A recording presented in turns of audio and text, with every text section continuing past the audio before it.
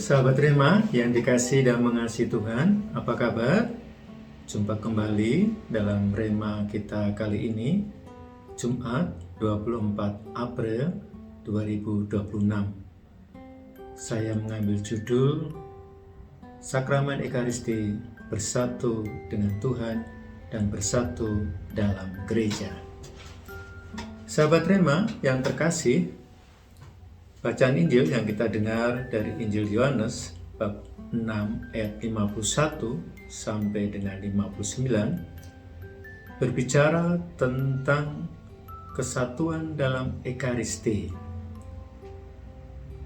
Yesus berbicara kepada kita, barang siapa makan dagingku dan minum darahku mempunyai hidup kekal, dan aku akan membangkitkannya pada akhir zaman.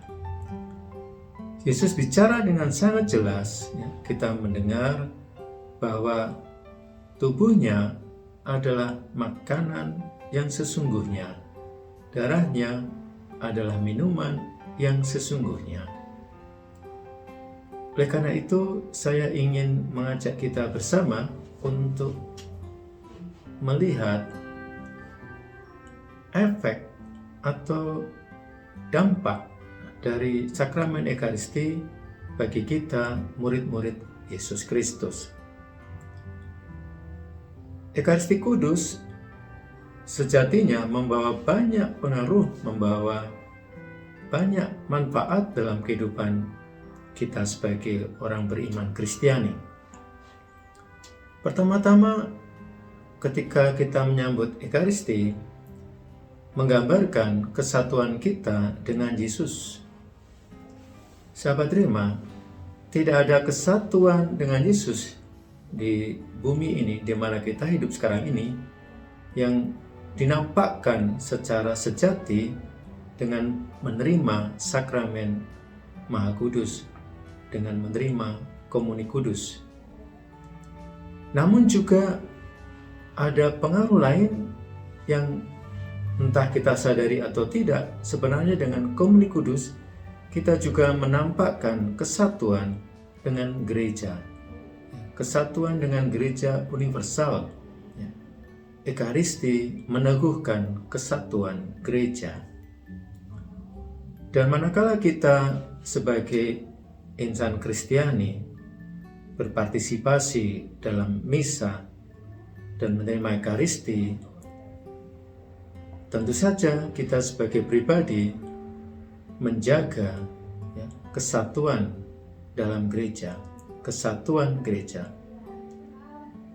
Kita sebenarnya juga mendengar dalam bacaan pertama yang kita dengar pada hari ini juga, Jumat, bagaimana Santo Paulus atau Saulus pada waktu itu namanya menganiaya orang-orang Kristiani, dan dalam perjalanan menuju ke Damaskus untuk menganiaya orang-orang Kristiani, dia berjumpa dengan Yesus yang telah bangkit.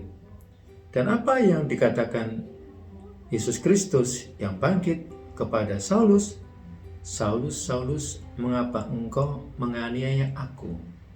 Ini menarik, karena Saulus pergi ke Damaskus untuk menganiaya pengikut Kristus, tetapi Kristus sendiri yang menampakkan dirinya kepada Saulus. Jika kamu menganiaya orang-orang Kristiani, kamu menganiaya aku.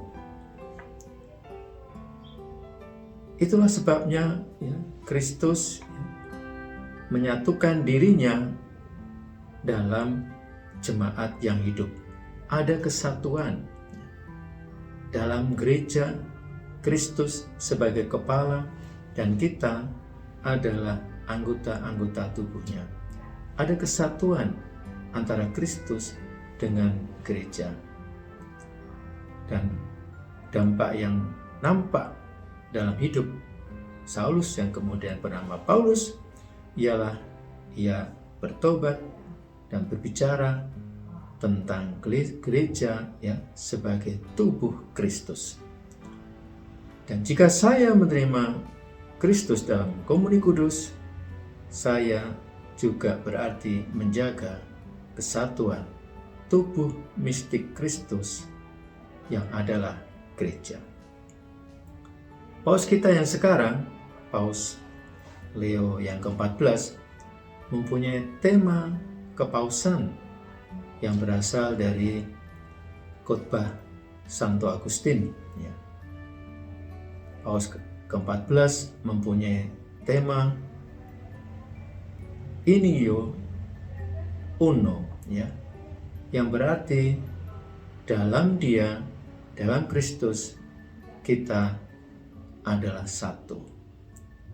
Dalam Kristus, kita semua gereja adalah satu, ada kesatuan. Oleh karena itu, sahabat Rema yang dikasihi dan mengasihi Tuhan, kita bersyukur mempunyai Ekaristi Kudus.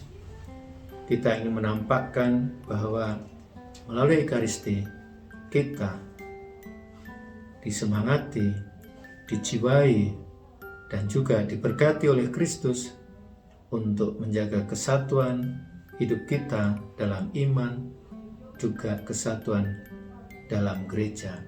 Sehingga dengan demikian, betul-betul Kristus menjadi Raja semesta alam bagi kita semua.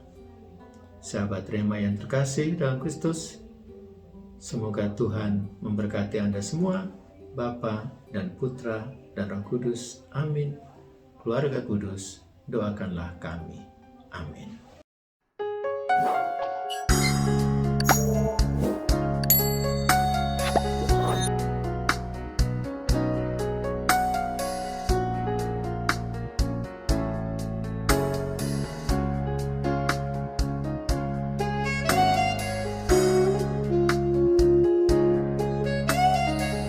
Sahabat Rema, sampai jumpa dalam program berikutnya.